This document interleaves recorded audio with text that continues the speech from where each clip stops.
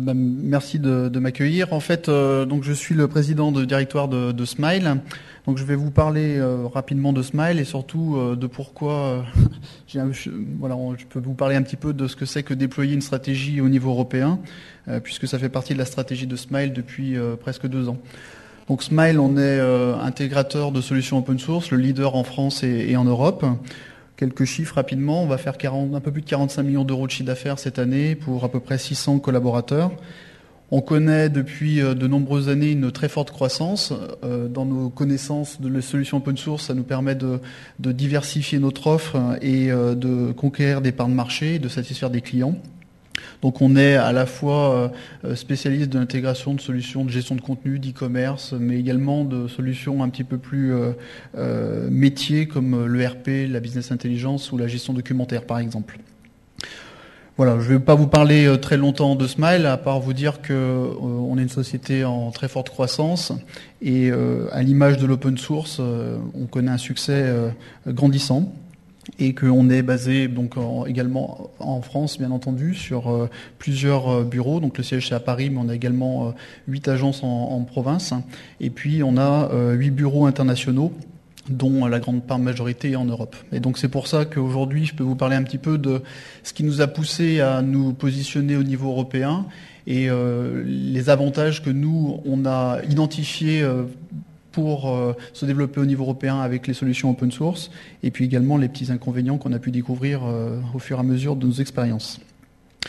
Déjà un premier point rapide pour vous parler, le marché de l'open source est un marché qui est en très forte croissance depuis beaucoup d'années, mais ce qui est intéressant de noter, et ça fait partie de ce qui a initié nos stratégies au niveau européen, c'est que la France, je dirais pour une fois, est leader dans l'utilisation des solutions open source.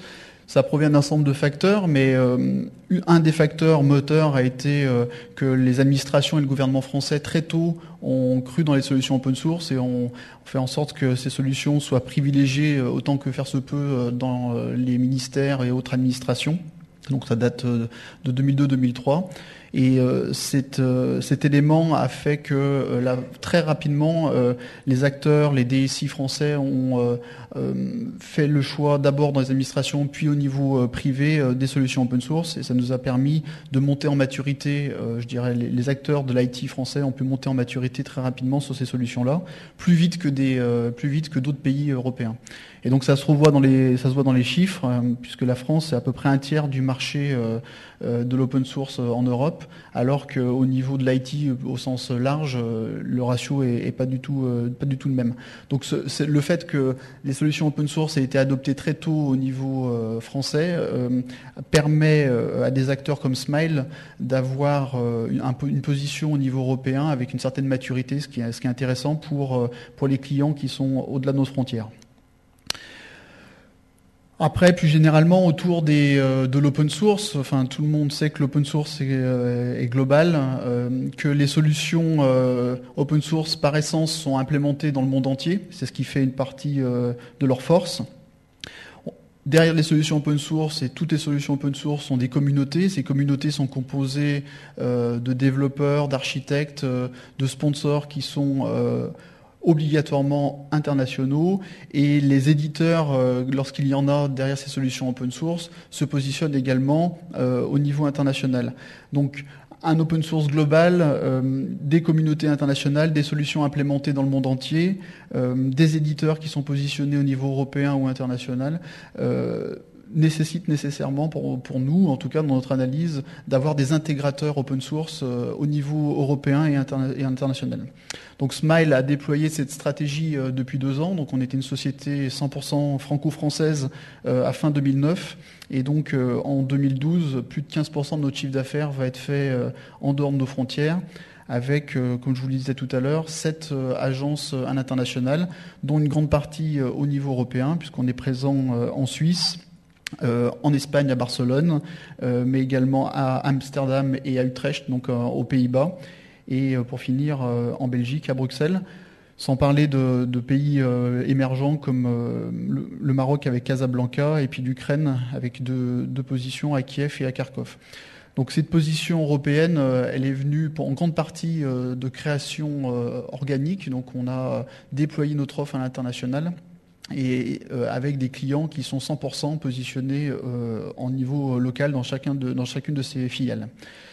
Voilà, donc je vais rapidement et modestement vous parler un petit peu de ce que nous on voit comme avantage des solutions open source et de l'open source pour un déploiement au niveau européen et international. Tout d'abord, il y a la notion de partenariat. Très tôt, Smile, on a fait le choix d'accompagner les éditeurs et les communautés même les fondations qui ont initié un produit open source, les accompagner dans l'évangélisation du marché sur les solutions, les conseiller lorsqu'on pouvait, faire la promotion ensemble de ces produits-là, participer également à un certain nombre de développements et contribuer donc à l'évolution du produit. Et donc cette relation éditeur et partenaire est très forte dans notre société et je pense qu'elle est très forte au sens large pour les acteurs de l'open source. Et finalement, lorsqu'on a des partenaires comme ça qui sont positionnés au niveau international et qu'on est reconnus au niveau national en France avec ces partenaires, il est relativement aisé de devenir un partenaire européen et de se projeter au niveau européen avec nos partenaires. Donc ça, c'est quelque chose d'important. Et ces partenaires eux-mêmes, eux, ont déjà des clients à l'international et ça nous permet d'avoir, disons, une première base sur laquelle on peut s'appuyer lorsqu'on vient intégrer un nouveau pays. Un nouveau point qui n'est pas uniquement lié à l'open source, mais qui est quand même important lorsqu'on se développe au niveau international et européen. Ce sont les assets marketing, tout ce qui peut composer l'offre et le savoir-faire d'une société.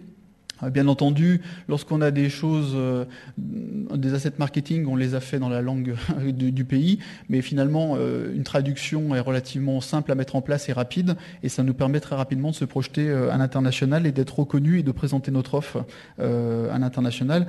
Une des choses qui particularise Smile, c'est nos livres blancs, puisqu'on en a édité de nombreux sur beaucoup de solutions open source. Et de ce point de vue-là, les traduire était relativement simple pour pouvoir ensuite faire connaître notre vision des solutions open source et de l'open source dans d'autres pays. Un autre point également pour moi qui est très important et qui témoigne aussi de la maturité des solutions open source, ce sont les acteurs qui utilisent les solutions open source et les clients donc qui les utilisent, qui sont des clients de plus en plus importants, qui ont des projets de plus en plus complexes et qui souvent sont orientés autour de problématiques internationales. Et donc ces clients-là, qui utilisent des solutions open source désormais très matures, nous incitent fortement à aller à l'international et au niveau européen, et donc va nous permet également d'avoir des projets qui dépassent les frontières franco-françaises. Un autre point important, j'en ai parlé un petit peu tout à l'heure, ce sont les communautés. Les communautés, c'est bien entendu quelque chose d'extrêmement important pour un outil open source, pour sa pérennité, sa crédibilité, les évolutions futures qu'il va pouvoir avoir. Et pour un acteur de l'open source, c'est également un élément de renommée. Smile ou un acteur open source, disons, solide, est forcément connu et reconnu par des communautés. Et donc ça fait que lorsque l'on se déploie à l'international, ces communautés nous connaissent déjà, puisqu'on sait qu'une communauté, par exemple, elle va être... Enfin, les développeurs peuvent être à Amsterdam ou à Barcelone, et donc lorsqu'on va se positionner dans un nouveau pays, les développeurs ou l'écosystème autour de ces produits-là nous connaissent au travers de nos actions qu'on a pu faire dans le pays initial, et puis au travers aussi des composants qu'on a pu redistribuer. Et puis le dernier point, le petit cocorico, c'est comme je vous le disais tout à l'heure, la France étant leader dans l'utilisation de ces produits open source, ayant pris des parts de marché et puis un certain nombre de références et de solutions très tôt, a une maturité dans à la fois les références qu'elle peut présenter à d'autres acteurs internationaux, mais également une maturité dans l'utilisation des produits open source plus forte que certains pays européens. Et donc en se déployant au niveau européen, finalement on participe à la progression des solutions open source sur le marché en présentant des références et un savoir-faire qui n'existe pas, qui n'a pas forcément son équivalent au niveau européen. Donc ça, c'est aussi un point qui est extrêmement important. La France leader permet de se positionner au niveau européen et de faire progresser les produits open source dans d'autres pays. Forcément, dans tout projet, il y a des difficultés. Alors, il y a des difficultés qui sont pas, enfin, pour se déployer donc, au niveau européen, il y a aussi quelques freins. Bon, il y a des freins qui sont relativement standards et pas liés à l'open source, que sont les différences de culture et de process commerciaux. Donc ça, on a pu s'y confronter. Bon, je vais pas rentrer dans le détail, mais disons que la voie pour vendre une affaire ou pour convaincre un client que telle ou telle solution est intéressante n'est pas tout à fait la même en Espagne, en Hollande et en France. Donc ça, c'est des choses sur lesquelles il faut relativement être attentif et flexible. Et puis, on constate également que la culture de l'utilisation de solutions, du fait de mettre en place des solutions entreprises ou des solutions open source avec des notions de support et des choses comme ça n'est pas tout à fait perçue de la même manière d'un pays à l'autre. Et ce sont finalement les éditeurs et les intégrateurs qui doivent s'adapter au marché et proposer des solutions gagnantes-gagnantes. Voilà, donc ça, c'est un point aussi de vigilance. Bien entendu, nous, on s'est posé la question lorsqu'on s'est déployé à l'international de quel pays choisir en premier. On sait que l'open source est mondial, donc on pourrait se dire on peut aller n'importe où, mais il y a quand même quelques critères qui sont importants à checker avant de partir.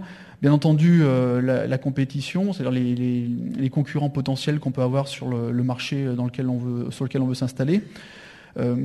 Comme je l'ai dit, des acteurs comme Smile, avec la complétude d'une offre, la taille, les références, ça n'existe pas au niveau européen. On est vraiment le leader d'assez loin. Mais par contre, il y a quand même des pays qui, en termes de maturité, sont assez proches de la France, notamment l'Allemagne, par exemple, où il y a des acteurs importants. Et donc, c'est toujours plus difficile lorsqu'on rentre dans un marché et qu'il y a des acteurs qui sont déjà bien positionnés.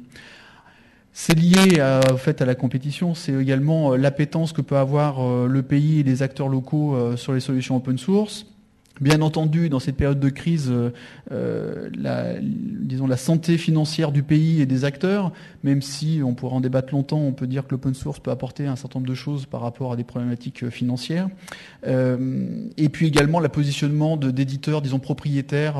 Est-ce que l'écosystème du marché anglais, par exemple, est un petit peu plus vampirisé par les major software editors ou non? Ça, c'est les choses qu'il faut checker. Puis le dernier point, j'en ai parlé, il y a pas mal de gouvernements et d'administrations qui ont lancé le mouvement vers l'open source. Et ça, c'est une chose aussi à surveiller lorsqu'on va se mettre sur un marché. Et beaucoup de pays, dont l'Espagne par exemple et la Hollande, ont fait le même appel à l'utilisation de produits open source au niveau des administrations et du gouvernement.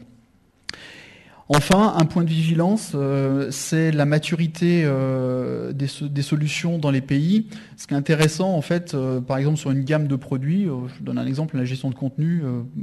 Nous, Smile, on intègre une dizaine de produits, disons, open source dans ce domaine-là. Et des produits qui vont être vraiment phares au niveau français vont être peut-être moins connus dans d'autres pays. Mais par contre, d'autres que nous, on intègre, mais de manière un peu moins fréquente, puisque moins perçus comme matures ou moins intéressants pour des clients en français, vont être plus appréciés pour des clients hollandais. Donc ça, c'est un point indéniable. Les solutions sont les mêmes, mais leur niveau d'intégration dans chaque pays sont relativement différents. Ça vient d'un certain nombre de facteurs, hein. Bon, où est né le pays, enfin où est né le produit, pardon, mais également la philosophie de contribution par rapport à une utilisation de contenu. Et puis, est-ce que c'est un produit purement communautaire? Est-ce qu'il y a un éditeur? Enfin, il y a un ensemble de facteurs qui font que la maturité de chacun des outils n'est pas la même dans les différents pays. Et donc, c'est à nous de nous adapter par rapport à cette problématique. Quoi qu'il en soit, et j'ai bientôt fini, on a initié ce mouvement, on a été les premiers. C'est vrai de par notre taille en France, c'était quelque chose qui était à notre portée, je dirais. Mais on a démontré, je pense, depuis 2 ans que les communautés autour de l'open source, les éditeurs, les intégrateurs comme Smile et également les clients sont prêts à faire justement un réseau européen qui fait que les clients sont européens, les communautés vont être européennes, les intégrateurs sont européens et les éditeurs également. Donc il est temps, je pense, pour des intégrateurs comme Smile de se développer à l'international. Ce qu'il faut dire aussi pour terminer, c'est que l'open source a a beaucoup, enfin une part de son succès s'est développée autour des échanges et de la coopération entre des différents pays et différentes communautés. Et donc finalement, de se déployer pour un intégrateur au niveau européen, ça paraît quelque chose de relativement naturel pour continuer à faire progresser les produits open source dans l'écosystème IT du monde.